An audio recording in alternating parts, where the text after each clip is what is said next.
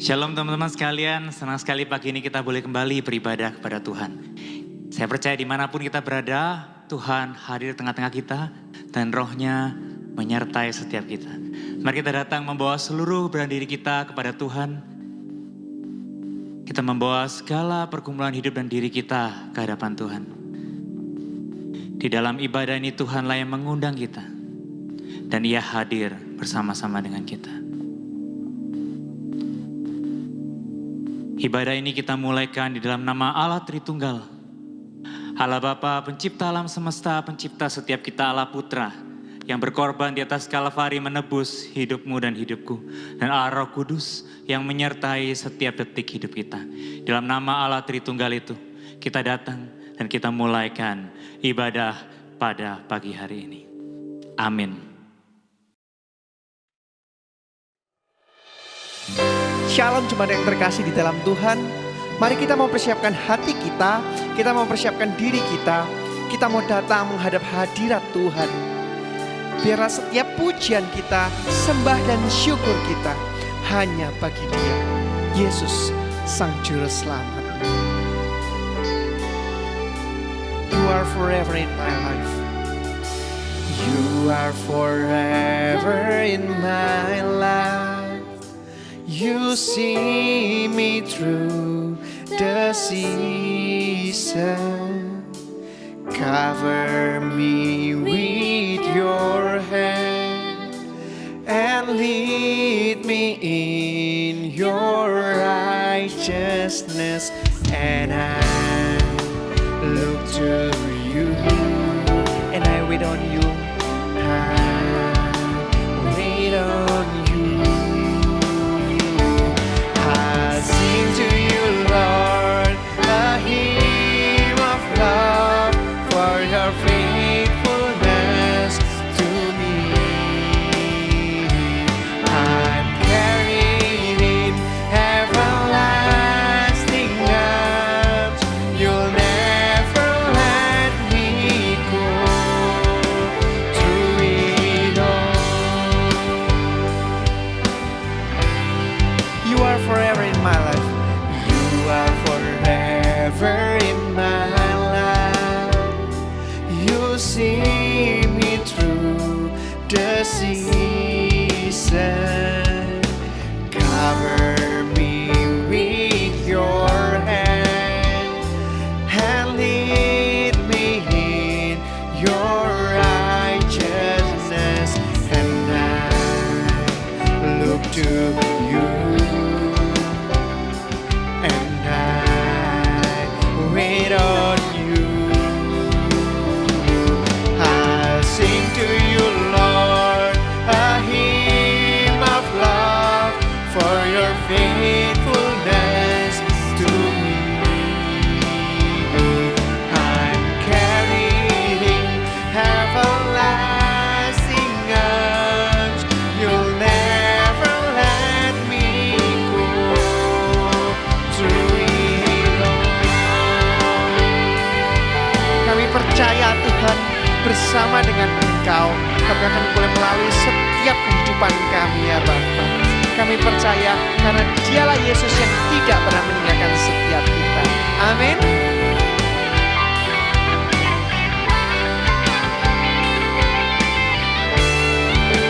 When the oceans rise and thunders roar, I will soar with you above the storm.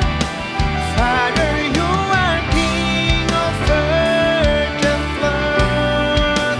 I will be still and know you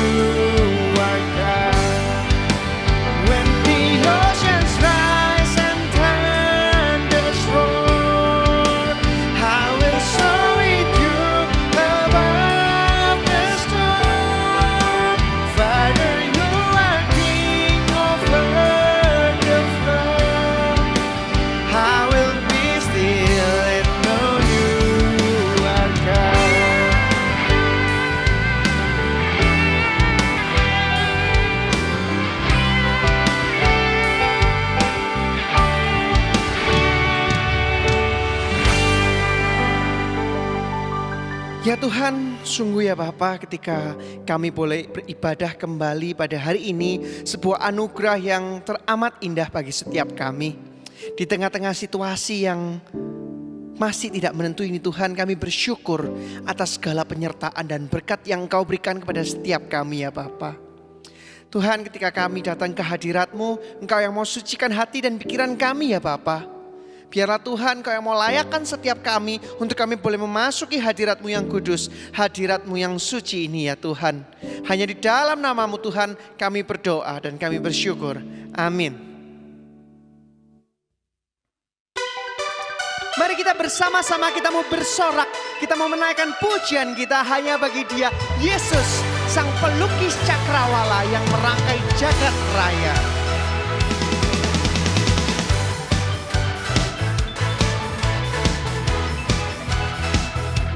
Kita mau angkat suara kita, datanglah dan bertata ya Bapa di tengah-tengah ibadah kami. Pelukis cakrawala merangkai jagat raya, pencipta alam semesta. Engkau yang memiliki setiap kehidupan kami Tuhan, pemilik kehidupan yang sanggup menyelamatkan, jalan-jalan kebenaran. Kami rindukan kuasa lawatan-Mu, kami rindukan kuasa lawatan-Mu. Kebangkitan pasti terjadi. Oh, oh, oh, datanglah dan bertata, kuat dan berkuasa saat hati bersatu. Menaikkan pujian, belenggu dipatahkan, mujizat dinyatakan. Mari kita mau katakan bersama, Great is our God.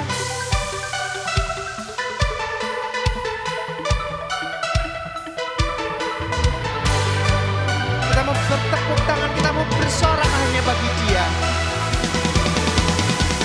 pemilik kehidupan yang sanggup menyelamatkan, dialah jalan kebenaran. Kami rindukan kuasa lawatan-Mu, kami rindukan kuasa lawatan-Mu. Kebangkitan pasti terjadi. Oh, oh, oh, datanglah dan bertata, kuat dan berkuasa saat hati bersatu. Menaikkan pujian, belenggu dipatahkan, mujizat dinyatakan. Great is our God.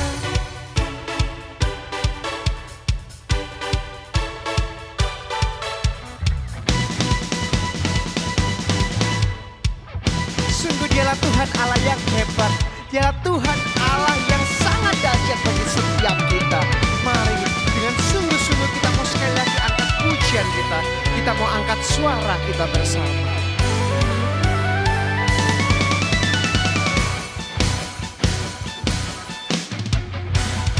Kami rindukan kuasa lawatan-Mu Tuhan, kami rindukan kuasa lawatan-Mu.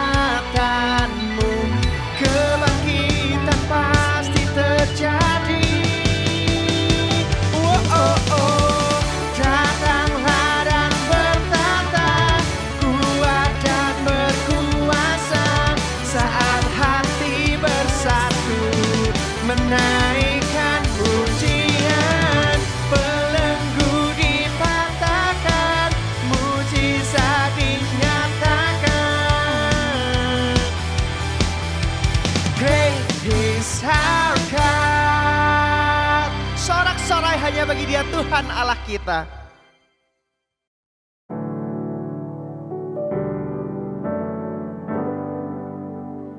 Mari teman-teman kita persiapkan hati kita untuk mendengarkan firman Tuhan, yaitu satu-satunya pengharapan bagi kehidupan kita.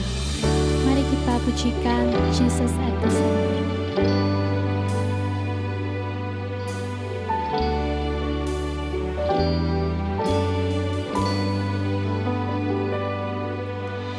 Jesus at the center of it all.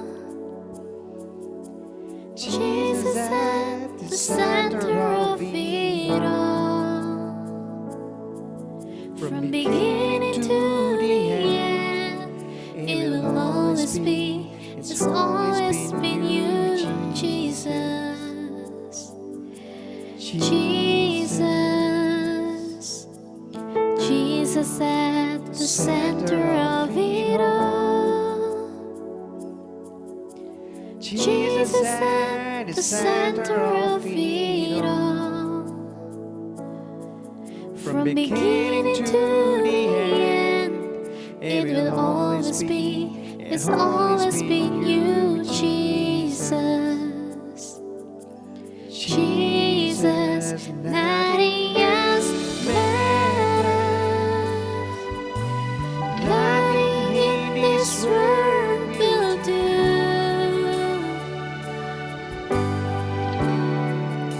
'Cause Jesus, you're the center. Everything revolves around you. Jesus, you.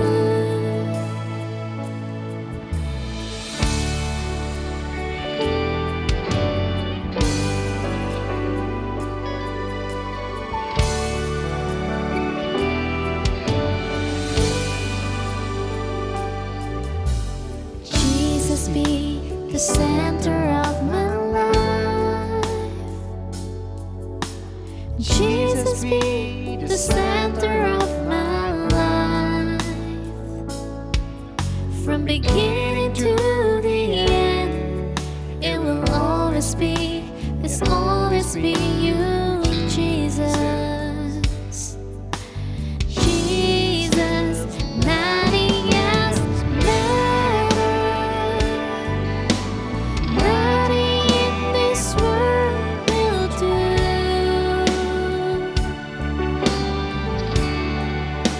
'Cause Jesus, you're the center. Everything revolves around you. Jesus, you. Nothing else matters. Nothing in this world will do.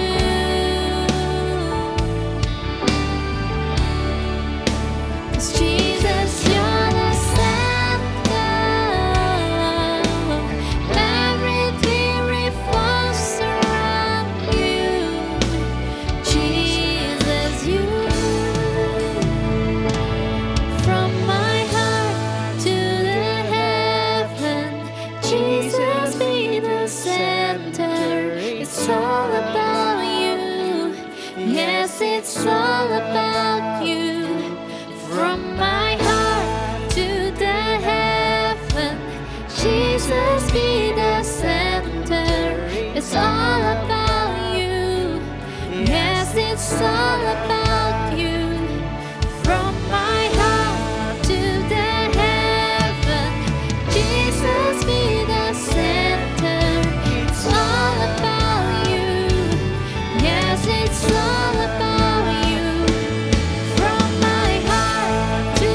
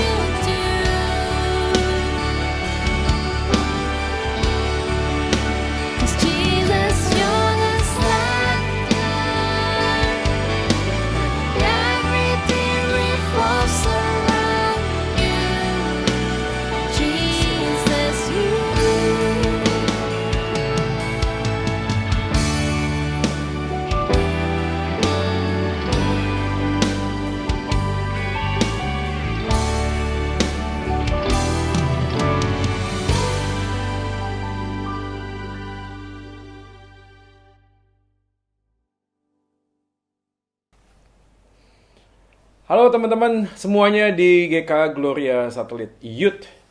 Senang banget hari ini kita bisa kumpul bareng dan kita bisa memuji Tuhan. Dan sekarang kita akan masuk di dalam pemberitaan firman.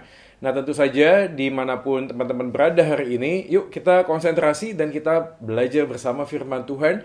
Yang kita yakin dan percaya bahwa di tengah situasi yang sulit seperti ini pun, firman Tuhan itu jadi kayak landasan, fondasi, kekuatan yang memegang tangan kita untuk kita bisa tetap melangkah di dalam panggilan kita sebagai murid Yesus di tengah semua musim kehidupan di dunia ini. Oleh karena itu sebelum kita merenungkan firman Tuhan hari ini, yuk kita sama-sama berdoa lebih dahulu. Mari kita berdoa. Bapa di dalam surga, kami bersyukur buat kesempatan hari ini. Kami boleh memuji Tuhan, kami boleh bersekutu bersama walaupun masih virtual. Tapi kami yakin bahwa kuasa kasih Tuhan tidak akan terbatas oleh ruang dan waktu. Oleh karena itu Tuhan, saat ini kami akan merenungkan sebagian dari firman-Mu. Tuhan tolong supaya firman yang akan kami baca, kami renungkan, kami dengar, ini juga boleh menjadi kebenaran firman Tuhan yang bertumbuh dan berbuah bagi Engkau. Tuhanlah yang memakai hamba-Mu, yang sudah memimpin hamba-Mu, dan Tuhan perkenankan dia untuk menyampaikan firman Tuhan pada hari ini. Kami mengucap syukur atas segala kebaikan-Mu. Kami mengucap syukur untuk segala kasih kebaikan-Mu yang sudah Kau nyatakan di dalam kehidupan kami ketika Yesus mati di atas kayu salib, bangkit dan naik ke surga. Memberikan sebuah kepastian bahwa hidup kami punya tujuan di dalam Engkau. Tuhan nyatakanlah firman-Mu pada hari ini kepada setiap kami. Demi nama Yesus Tuhan kami, Tuhan dan Juru Selamat kami yang hidup, kami sudah berdoa dan memohon. Amin. Oke, kita langsung aja teman-teman, kita membaca satu bagian firman Tuhan yang hari ini diambil dari kitab Filipi pasalnya yang kedua. Nah, saya akan bacain ya buat teman-teman sekalian ya. Filipi pasal yang kedua. Demikianlah firman Tuhan, saya akan baca mulai ayat 1. Jadi, karena dalam Kristus ada nasihat, ada penghiburan kasih, ada persekutuan roh, ada kasih mesra dan belas kasihan, karena itu sempurnakanlah sukacitaku dengan ini. Hendaklah kamu sehati sepikir dalam satu kasih, satu jiwa, satu tujuan, dengan tidak mencari kepentingan sendiri atau puji-pujian yang sia-sia. Sebaliknya hendaklah dengan rendah hati yang seorang menganggap yang lain lebih utama daripada dirinya sendiri. Nah demikianlah firman Tuhan, kita berbahagia kalau kita menjadi pelaku firman di dalam kehidupan kita hari lepas hari. Teman-teman sekalian, kali ini temanya adalah the power of endorsement. Nah, tentu saja kata endorsement cukup dekat dengan kita karena waktu kita masuk dalam sebuah media sosial, beberapa orang yang punya follower cukup banyak, para influencer, juga memberikan sebuah fasilitas ini, yaitu bagaimana ada orang yang punya bisnis, lalu kemudian makanannya, produknya, atau apapun juga, itu bisa di-endorse oleh orang-orang yang mempunyai kekuatan secara sosial, khususnya di media sosial, guys. Oleh karena itu, kita waktu bicara tentang endorse, kita bicara tentang sebuah produk yang kemudian diberikan sebuah review. Dan review yang positif kemudian akan membawa orang lain itu mau mencoba atau mau mencicipi atau paling enggak mau membeli apa yang di-review oleh seseorang. Jadi kalau kita bicara tentang endorsement, sebenarnya tidak equal bicara tentang sebuah puji-pujian yang ada yang kita baca di dalam pasal 2 ayat yang ketiga tadi guys, di dalam kitab Filipi. Tapi kalau kita mau melihat secara utuh dan menyeluruh, sebenarnya apa sih yang kita mau simak hari ini, yang kita mau pelajari hari-hari ini? Nah, kita saat ini ada di dalam sebuah dunia yang sangat cepat sekali guys. Pada waktu kita bicara tentang siapa diri, identitas diri, tujuan hidup, meaning of life, dan semuanya itu berkaitan erat dengan bagaimana kita ada dalam sebuah komunitas. Gimana kita berinteraksi dengan banyak orang, memberikan sebuah sebuah feedback, sebuah TikTok yang membuat kita kemudian mempelajari bahwa diri kita hari ini adalah sebuah akumulasi perjalanan hidup masa lalu ditambah dengan semua environment, lingkungan-lingkungan yang memberikan pengaruh, influence kepada diri kita. Jadi, gue sih yakin banget bahwa istilah influence, istilah pengaruh, istilah tentang memberikan sebuah dampak kontribusi dari orang lain atau lingkungan kepada kita, itu mempunyai sebuah dampak yang cukup besar dalam kehidupan kita. Nah tentu saja waktu kita bicara tentang the power of endorsement, tentu saja kita bicara tentang hal yang hakiki yang sebenarnya kita juga harus pahami guys.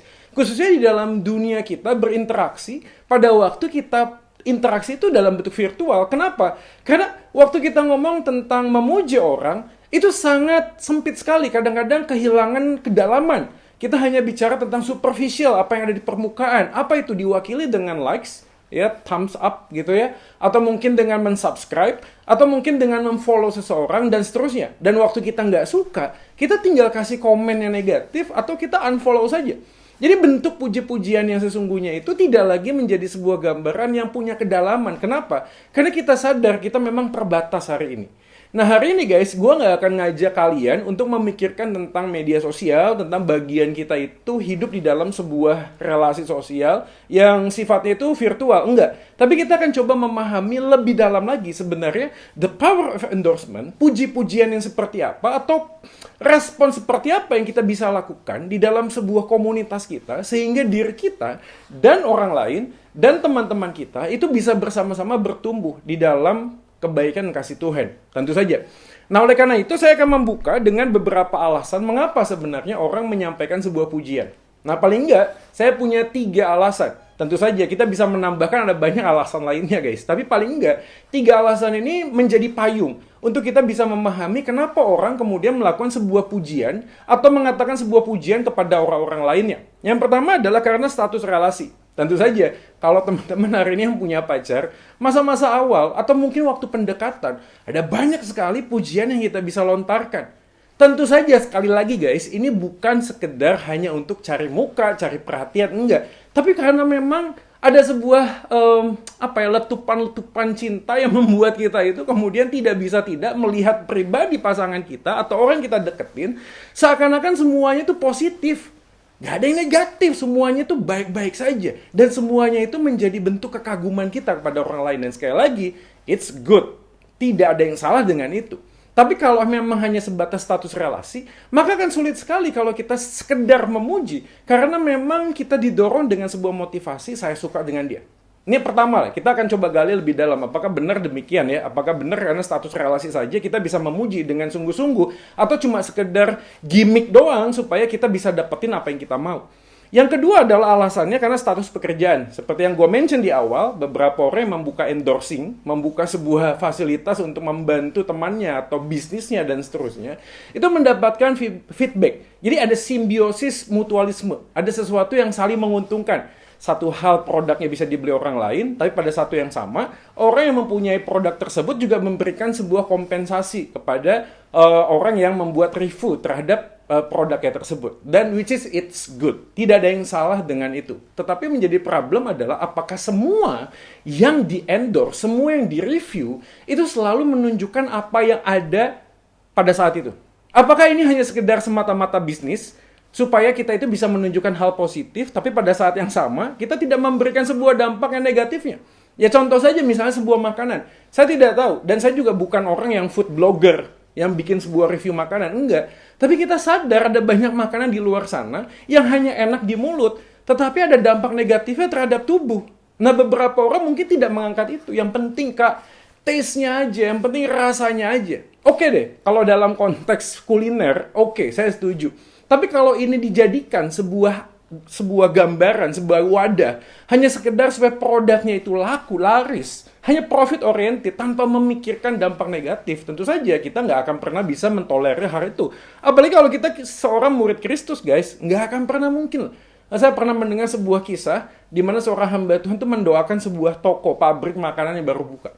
Nah, pada saat selesai, dan hamba Tuhan tersebut ingin mencoba makanan itu, apa yang dilakukan oleh pemiliknya? Dia mengatakan, Pak, tolong jangan dimakan. Karena di dalamnya banyak ingredients yang banyak sekali tidak cocok kepada tubuh kita. Nah, hamba Tuhan berpikir, dia minta berkat Tuhan, diberkati pabriknya, tapi pada saat yang sama, yang dikejar oleh pemilik makanan tersebut, perusahaan makanan tersebut hanyalah duit. Poin yang ketiga, mengapa orang memuji? Karena adalah sebuah apresiasi.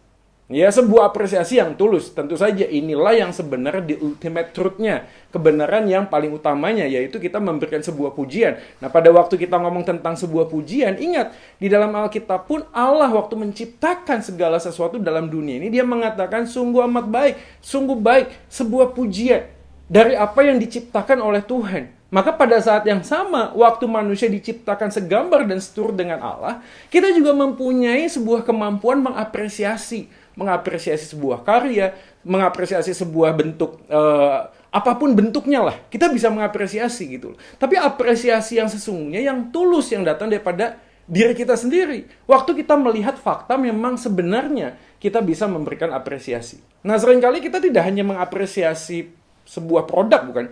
Kita juga mengapresiasi sebuah jasa, sebuah keterampilan dan skill. Yang mana pada saat itu dimiliki oleh teman kita, dimiliki oleh orang lain, atau mungkin orang mengapresiasi diri kita. Nah, kita tahu nih akhirnya, pada waktu kita ngomong tentang apresiasi, seringkali pujian menjatuhkan kita. Betul nggak sih?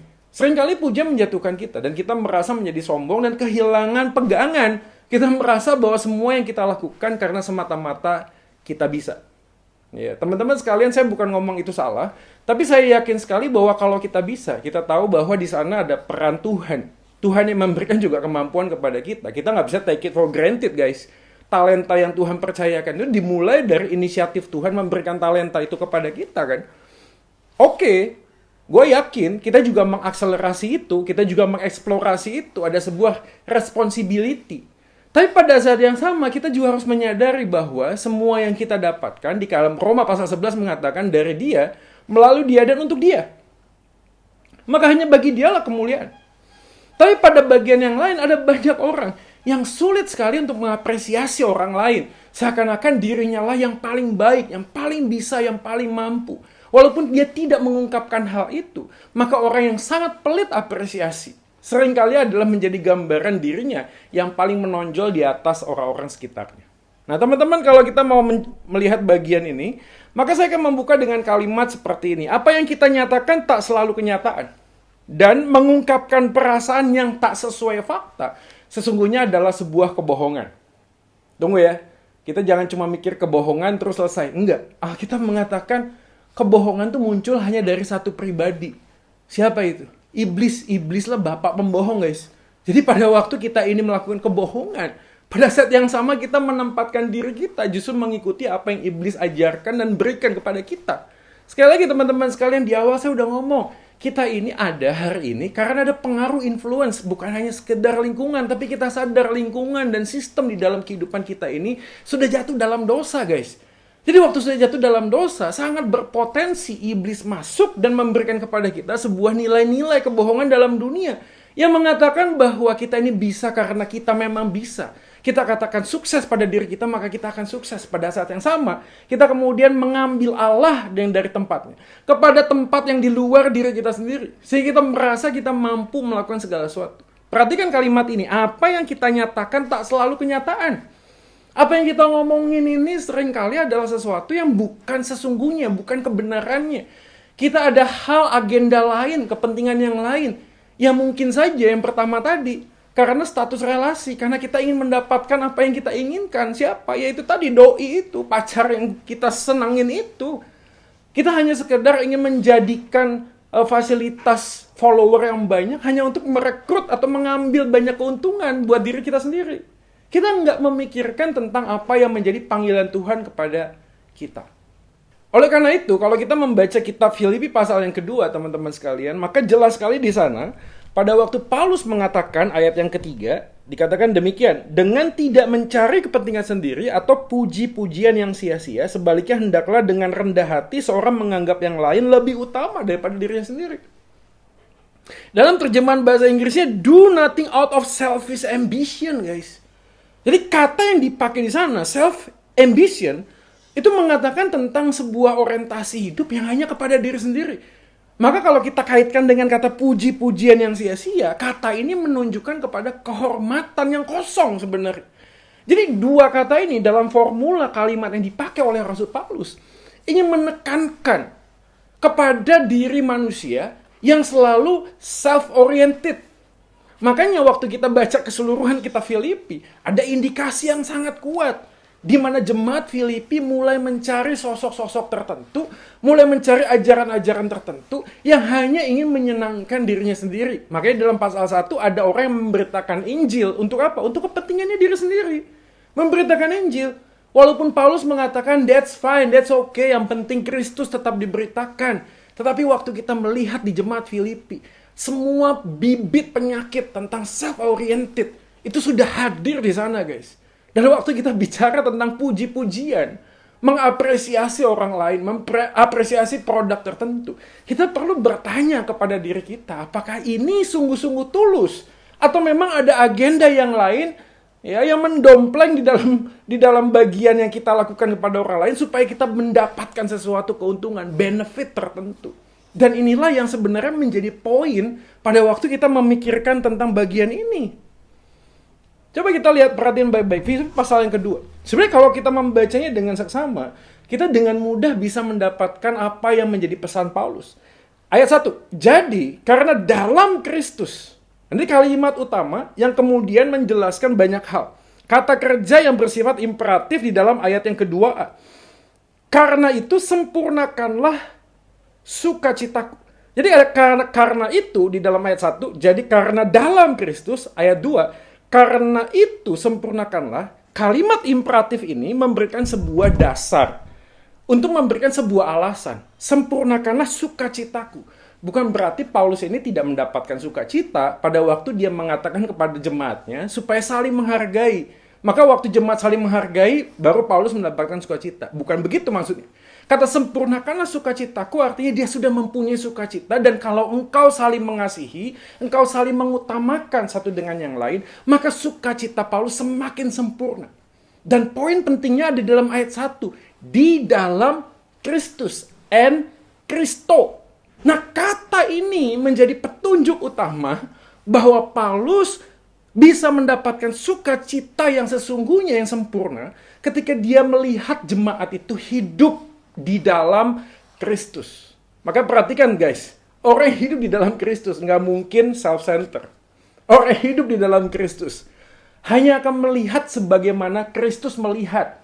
Dan Kristus di dalam kehidupannya, Yesus dalam kehidupannya, bukanlah pribadi yang self-centered. Yesus hidup justru memperhatikan orang lain, bahkan dia mau mati menanggung dosaku dan dosamu untuk kebahagiaan diriku dan dirimu, kita yang sudah berseteru. Tetapi Yesus mendamaikan supaya kita punya relasi yang sesungguhnya di dalam Tuhan, guys.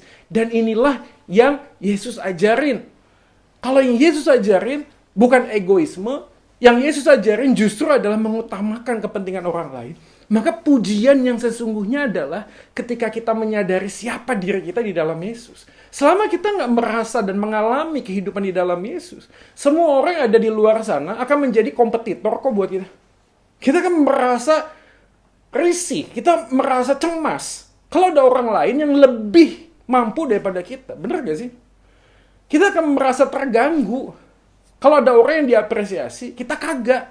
Satu tim pelayanan yang diapresiasi oleh hamba Tuhannya, diapresiasi orang lain, adalah cuma si A. Terus muncul dalam hati kecil kita ngomong gini, lu tahu gak si A itu bisa karena gue ngajarin. Yang gak usah dikasih tahu, kali gak apa-apa juga kali. Kenapa sih gitu ya? Dalam gereja pun kita tidak pernah bisa terlepas dari hal ini, guys. Berapa banyak hamba Tuhan dalam sebuah gereja kehidupannya menjadi kompetisi. Siapa bisa apa, siapa mampu apa, siapa yang diapresiasi apa. Bahkan saya pernah mendengar seorang hamba Tuhan yang mencoba untuk menempatkan achievement, prestasi hamba Tuhan tersebut dengan apa? Dengan perhatian jemaat kepada hamba Tuhan tersebut. Dan inilah kehidupan manusia, kita sangat rentan sekali dengan pujian. Kita sangat rentan sekali menilai siapa kita. Bukan berdasarkan dari kacamata Tuhan, tapi dari kacamata orang yang mengapresiasi. Sekali lagi, saya bukan ngomong manusia mengapresiasi orang lain itu salah. No. Tapi di dalam kitab ini, kita diajarin, hiduplah di dalam Yesus. Yesus yang menempatkan kepentingan orang lain, kasih kepada orang lain, jauh lebih utama sehingga dia mau menderita buat orang lain. Oke teman-teman ya, kata di dalam Kristus ini menjadi penting. Karena waktu kita hidup dalam masa muda, kita mudah sekali masuk dalam arus sekularitas. Tahu ya? Arus sekularitas itu berbicara bahwa semua perbuatan yang baik, semua tindakan-tindakan yang baik bisa dilakukan oleh manusia tanpa harus melibatkan oknum yang namanya Allah. Kita bisa melakukan hal yang baik tanpa harus percaya pada satu agama tertentu. Makanya penekanan jemaat di Filipi, Rasul Paulus memberikan penekanan kunci dalam Kristus. Kenapa? Karena bukan hanya sekedar orang bisa berbuat yang baik, tapi orang juga hidup di dalam kebenaran. Maka orang yang baik belum tentu benar, tapi orang yang hidup dalam kebenaran semakin hari semakin akan dimampukan untuk menjadi orang yang baik, guys. Nah teman-teman sekalian, yuk kita pikirin hari ini ya kehidupan kita ya, termasuk gue juga sih. Gue nggak ngomong gue lebih baik dari teman-teman, enggak. Tapi yuk kita hari ini memahami dulu penjelasannya, memahami dulu wawasannya, memahami dulu teologinya. Supaya apa? Supaya ortodoksi, itu melahirkan ortopraksi. Pengajaran yang benar, itu kan menolong kita mempunyai motivasi dan perilaku yang benar. Tapi bagaimana mungkin kita bisa mengatakan kita sudah melakukan yang benar, kalau kita tidak pernah punya satu fondasi motivasi yang benar, guys. Yang kita lakukan hanyalah sebuah dorongan sekularitas yang menempatkan segala aspek kehidupan manusia hanya pada dasar kalau lu baik, gua akan baik. Kalau lu mengasihi, gua akan mengasihi. Gua bisa melakukan pujian seperti halnya orang-orang di dunia ini. Dan that's fine gitu, the general truth, kebenaran umum. Yang mana manusia memang diciptakan sebagai gambar dan rupa Allah yang memang bisa mengapresiasi. Tapi waktu manusia jatuh dalam dosa, apresiasi kita nggak tulus. Bahkan sulit sekali gitu loh untuk mengatakan diri kita sedang betul-betul memuji.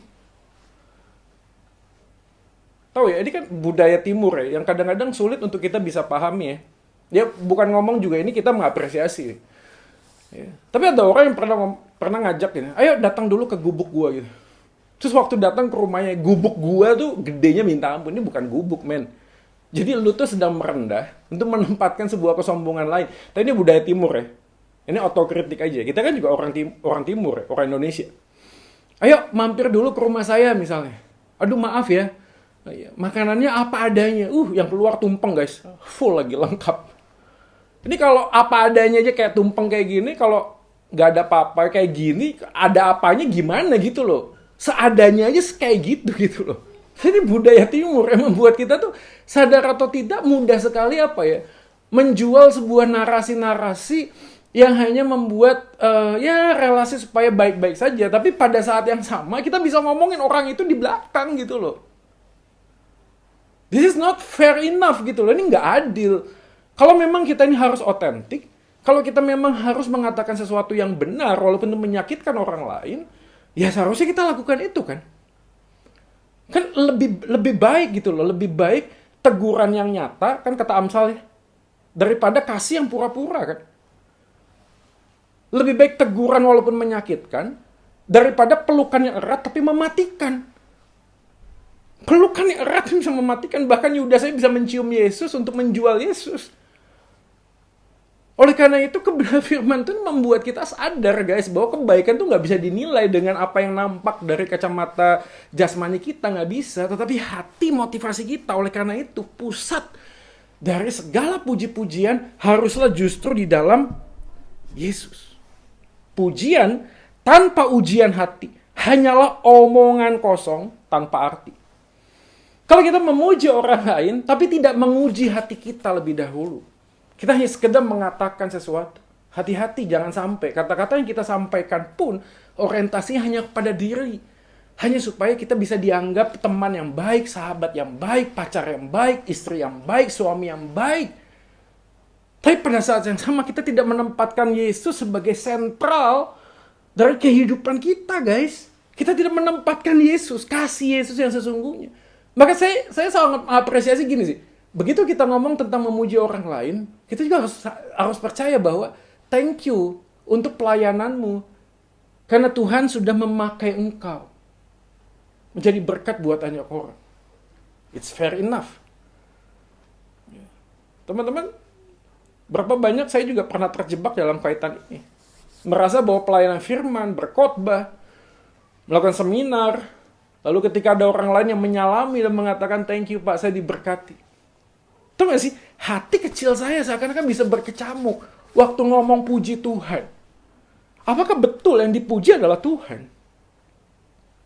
Atau semata itu adalah sebuah kesempatan saya bisa mencuri kemuliaan Tuhan dan merasa wow, berarti semua usaha saya belajar teologi, semua usaha saya baca buku, semua kepintaran saya ya bisa memberikan dampak buat orang lain. Celaka gue ini. Oleh karena itu menguji hati itu penting sebelum kita memuji orang lain. Menguji hati itu penting sebelum kita sungguh-sungguh menaikkan pujian kita kepada Tuhan. Karena seringkali pujian kita kepada Tuhan pun hanya lip service. Come on man, hanya lip service. Apalagi udah virtual kayak gini. Nyanyi juga kagak kok. Lalu gak ada yang tahu. Kan sendirian doang di kamar. Kadang nyanyi juga sambil tidur, sambil makan, sambil ngemil. Beberapa temen juga ada yang ya cepetin aja puji-pujiannya, nggak penting lah, yang penting langsung khotbah sama barcode persembahan. Nggak gitu guys. Jadi kan waktu kita datang beribadah, kita belajar untuk memuji Tuhan dengan segenap hati. Dan memuji Tuhan dengan segenap hati itu harus dimulai dari ujian terhadap hati kita. Apakah Yesus menjadi pusat di dalam kehidupan ibadah kita? Apakah Yesus menjadi pusat di dalam kehidupan komunitas kita? Apakah Yesus menjadi pusat di dalam relasi kita dengan sesama kita? Kalau kita kehilangan sentralnya, kita akan mudah sekali goyang dengan apa? Itu tadi isu-isu sekularitas lah, isu-isu tentang postmodern lah, yang menarik kita untuk menjadi pemuda yang bisa karena lu bisa, bukan karena Tuhan membuat lu bisa, bukan. Kita mencari achievement tertentu. Seakan-akan kita menjadi seorang yang krisis identitas ketika kita tidak mencapai sesuatu kan. Ini kan kehidupan kita, pergumulan kita, quarter life crisis kan. Kita bergumul dengan banyak orang yang menempatkan cita-cita tertentu. Dan ketika dia mendapatkannya, ada banyak likes, ada banyak thumbs up, ada banyak komen yang positif. Dan seakan-akan kita yang nggak bisa mencapai itu. Kita inferior guys. Kita nggak merasa punya sesuatu yang bisa kita banggain dalam diri. No. Kebanggaan hidup kita diawali dengan satu pemahaman dan keyakinan yang sama, bahwa hidupku berharga karena Yesus mati buatku di atas kayu salib. Nilai hidupku ditentukan dari darah Yesus, bukan dari apa kata orang pencapaian di dalam dunia ini. Sekali lagi teman-teman, jangan merasa saya menganggap pencapaian gak penting. Tapi kalau kita ingin mencapai sesuatu tanpa mengerti panggilan Tuhan terhadap diri kita, saat kita mencapainya kosong kok. The paradox of happiness kan. Kita merasa kalau gue udah dapat ini, gue bakal bahagia. Kalau gue udah dapat gaji 5 juta, gue bakal happy. Setelah dapat 5 juta, hilang kok. Lu langsung mikir 7 juta, 10 juta, 15 juta. Terus begitu kok. Gak akan pernah ada rasa cukupnya kok. When enough is enough, when? Gak akan pernah mungkin gitu loh. Jadi waktu kita belajar tentang pujian hari ini, coba kita mengoreksi diri ya, maksudnya. Coba kita memahami sebenarnya apa sih yang kita kejar dalam dunia ini. Sekali lagi, mengapresiasi itu penting. Karena Tuhan sendiri mengapresiasi sebuah karya. Dan kita yang diciptakan segambar dan serupa oleh Tuhan, kita juga diberikan privilege untuk bisa mengapresiasi karya orang lain. Atau mungkin seseorang yang lainnya. Tapi kalau kita nggak menguji hati kita, pujian yang kita lontarkan itu hanyalah sebuah bentuk ucapan yang kosong tanpa arti. Atau mungkin hanya berarti bagi diri kita sendiri.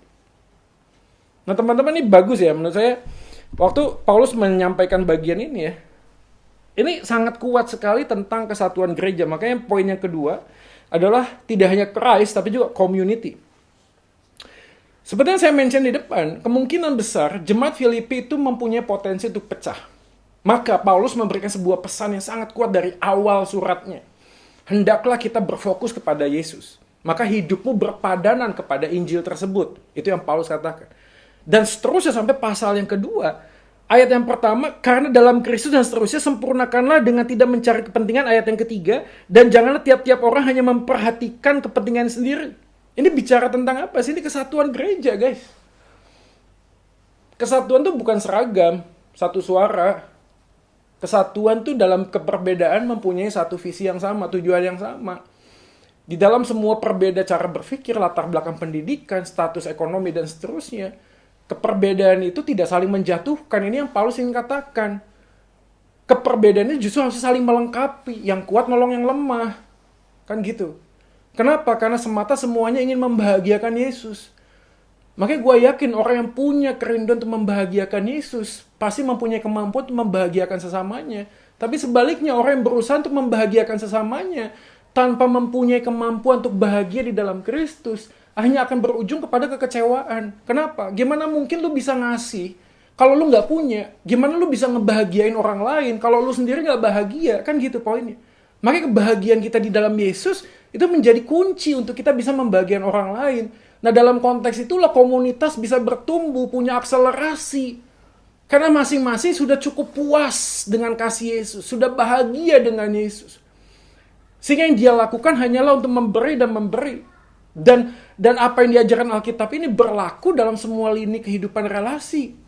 Nah, kalau ada orang yang pacaran putus, pernikahan terus banyak konflik, nggak pernah ada solusinya. Jangan-jangan karena semuanya hanya orientasi pada diri. Karena merasa bahwa dirinya harus dipuaskan oleh keberadaan orang lain. Nggak akan pernah bisa puas.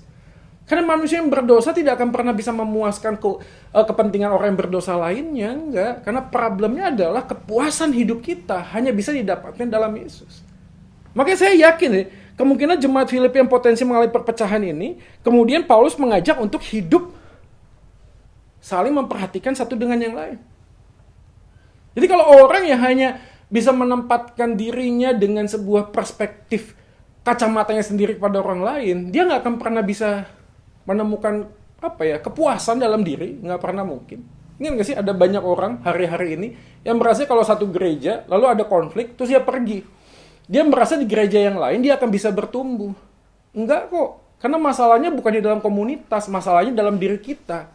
Kita nggak bisa menempatkan diri kita sebagaimana Yesus melihat orang lain di sekeliling kita yang sama-sama harusnya bertumbuh di dalam Tuhan.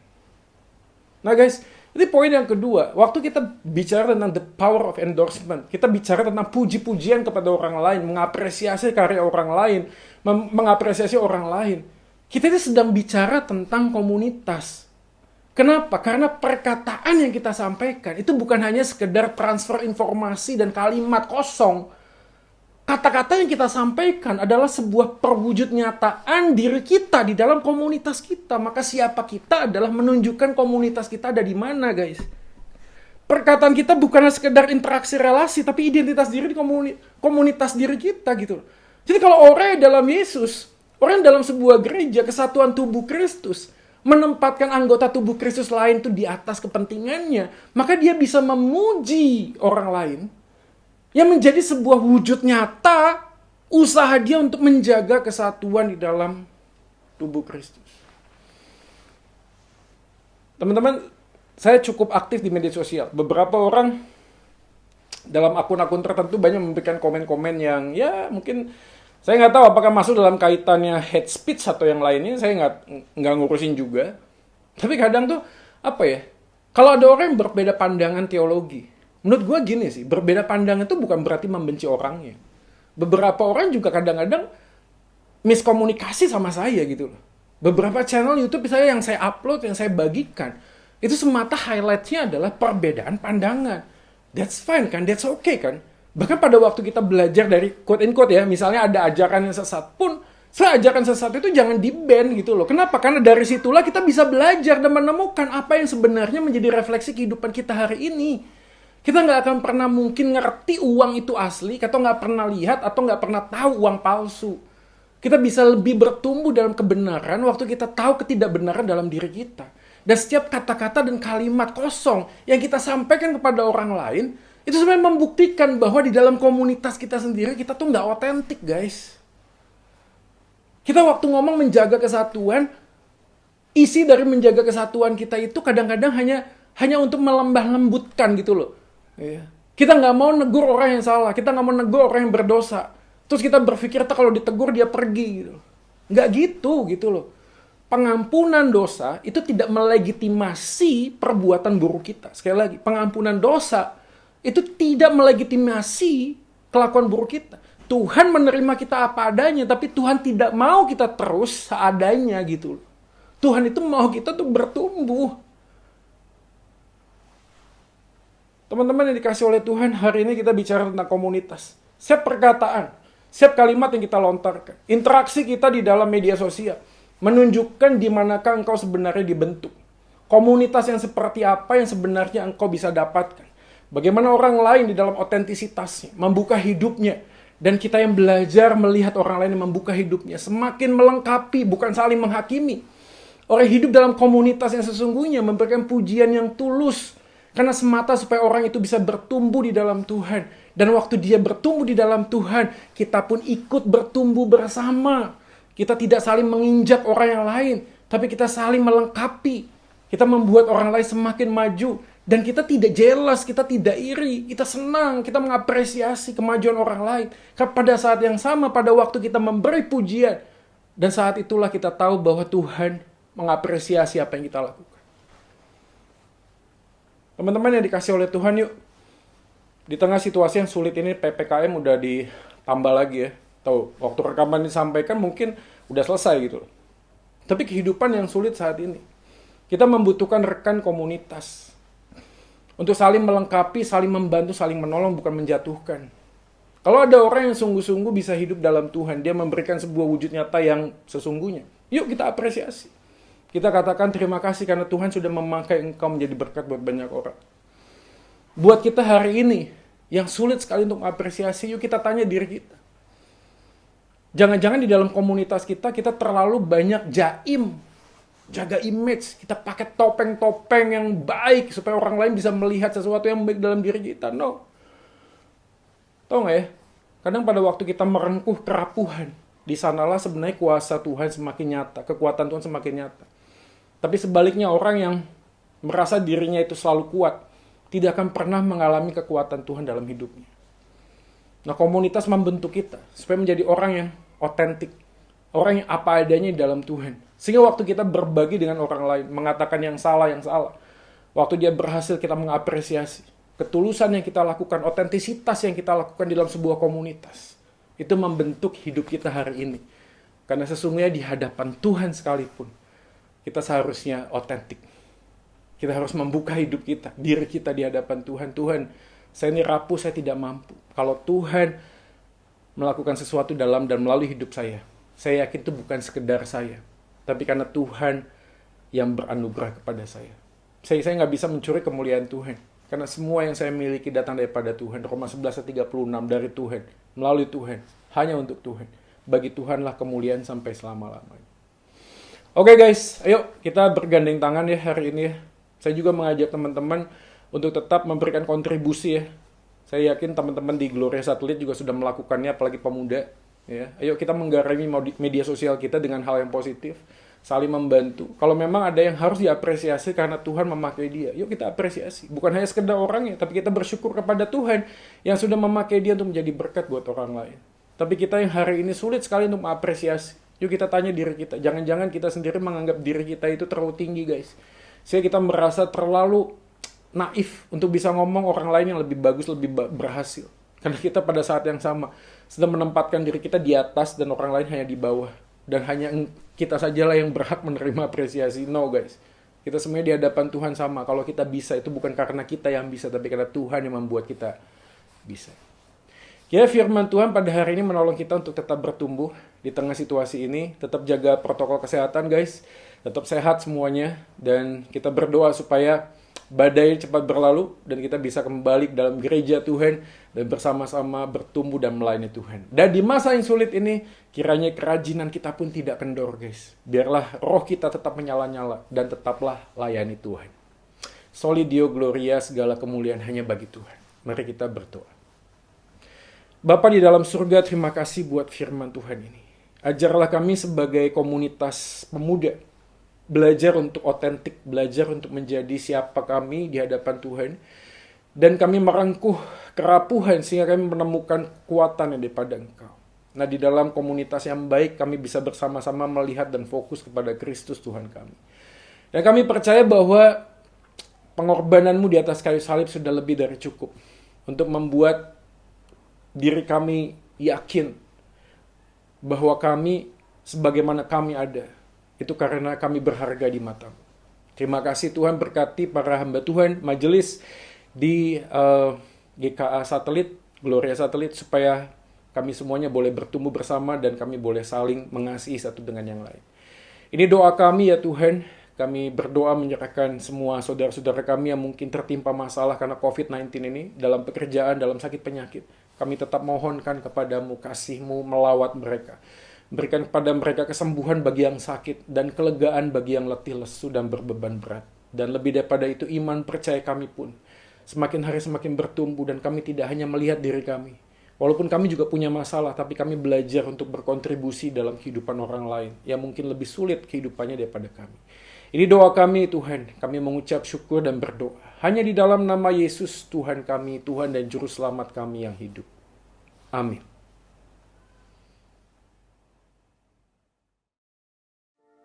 Terima kasih kepada penginjil Joy Manik untuk kebenaran firman Tuhan yang disampaikan. Biarlah setiap kita, anak-anak Tuhan yang mendengarnya, kita pun terus berjuang untuk melakukan kebenaran firman Tuhan dalam kehidupan kita sehari-hari. Mari teman-teman, saat ini saya mau mengajak setiap kita untuk berdoa bersama, kita menaikkan doa syafaat kita di hadapan Tuhan. Mari kita berdoa. Bapa di dalam surga, kami sungguh mengucap syukur untuk kesempatan kami boleh sekali lagi beribadah. Meskipun secara online kami percaya hadirat Tuhan nyata dalam kehidupan kami. Kami juga mengucap syukur untuk setiap pertolongan, untuk setiap kekuatan penghiburan dari Tuhan ketika kami harus menghadapi masa-masa sulit seperti saat ini. Kami bersyukur kalau ada teman-teman kami yang terpapar tetapi saat ini sudah dalam kondisi yang lebih baik. Bahkan beberapa dari mereka pun sudah sembuh. Kami terus berdoa menyerahkan setiap dari teman-teman kami yang saat ini masih bergumul dengan sakit penyakitnya. Kiranya Engkau Allah yang sama, Allah yang akan menolong setiap mereka, menyembuhkan, memulihkan setiap dari mereka. Sehingga nantinya mereka boleh beraktivitas dengan tubuh yang baik, beraktivitas secara normal. Bapa di dalam surga, kami juga terus menyerahkan untuk masa studi kami, untuk pekerjaan kami ke dalam tangan Tuhan. Meskipun kami tahu dalam kondisi ini kami berjuang mati-matian, kami harus belajar lebih keras, kami harus mengerahkan fokus kami lebih banyak lagi. Tetapi kami percaya Tuhan, kasih karunia dari Tuhan, itulah yang memampukan kami untuk boleh melewati masa studi kami dengan baik. Kami juga menyerahkan untuk pekerjaan teman-teman kami yang saat ini mungkin terdampak oleh adanya pandemi ini. Kiranya Tuhan yang tolong berikan jalan keluar. Ketika mereka berusaha mencari jalan keluar, kiranya Tuhan sendiri juga yang berikan hikmat, Tuhan sendiri yang berikan kreativitas, sehingga mereka pun boleh menjalankan pekerjaannya dengan baik dan boleh menerima penghasilan dalam masa-masa sulit seperti ini. Kami mau serahkan kehidupan kami hari lepas hari ke dalam tangan Tuhan. Kiranya Tuhan yang terus memberkati kehidupan kami. Terpujilah nama-Mu ya Tuhan. Di dalam satu nama, Yesus Kristus, kami sudah berdoa. Amin.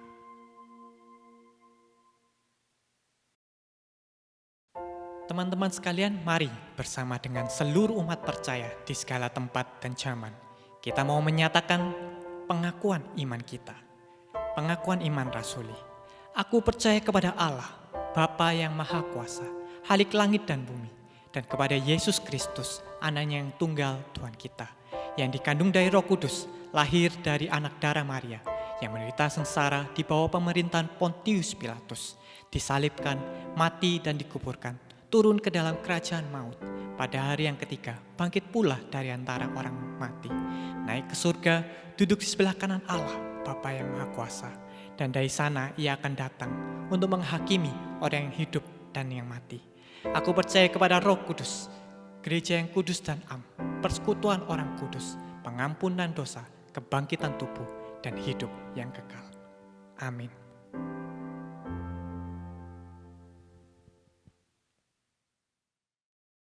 Sebelum kita mengakhiri ibadah pada hari ini, mari kita meresponi firman Tuhan, kita pujikan Jesus at the Center.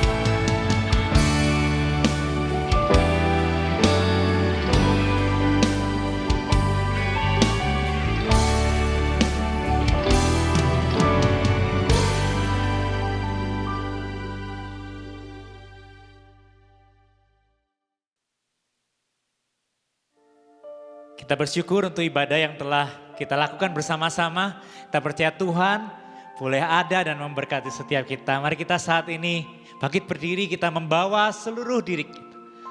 Ketika kita berdiri di hadapan Tuhan, kita bukan hanya melakukan sebuah aksi fisik, tetapi kita menyerahkan seluruh diri kita kepada Tuhan. Dan di akhir ibadah ini, mari kita mengakhiri dan mempersembahkan hidup kita kepada Tuhan. Kita menerima berkat daripada Tuhan. Ya Tuhan, inilah hidup kami Tuhan, anak-anak muda yang telah Engkau tebus. Biar kami bersinar bagi Tuhan, kami hidup bagi Tuhan. Kami juga mengalami berbagai macam pergumulan sama seperti orang-orang yang lain Tuhan. Tapi kami dimampukan berkemenangan oleh karena Allah Roh Kudus yang senantiasa memegang hidup kami, yang memegang tangan kami, yang berjalan bersama dengan kami. Dan anugerah-Mu Tuhan Kau curahkan dengan limpah di dalam hidup setiap kami setiap hari. Di dalam anugerah-Mu itulah kami saat ini berdiri dan kami mohonkan berkat daripada-Mu Tuhan. Biarlah berkat-Mu Tuhan mampukan kami hidup bagi Engkau, hidup bagi kemuliaan-Mu. Kami membawa hati kami, mengarahkan hati kami dan menerima berkat-Mu. Kiranya Tuhan memberkati Engkau dan melindungi Engkau. Tuhan menyinari Engkau dengan wajah-Nya dan memberi Engkau kasih karunia. Tuhan menghadapkan wajah-Nya kepadamu dan memberi Engkau damai sejahtera yang melampaui segala akal mulai saat ini sampai selama-lamanya. Amin.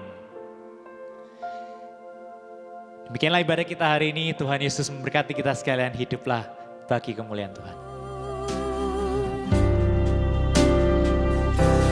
Ku angkat tanganku Yesus, memuji perbuatan-Mu. Sungguh tiada terukur kasih setia-Mu. Dalam naungan sayap-Mu ku mau terus menyembah-Mu. Kasih-Mu terukir di lubuk hatiku. Ku angkat tanganku Yesus, memuji perbuatan-Mu. Sungguh tiada terukur kasih setia-Mu. Dalam naungan sayap-Mu ku mau terus menyembah-Mu. Kasih-Mu terukir di lubuk hatiku. Kasih-Mu terukir di lubuk hatiku. Kasih-Mu terukir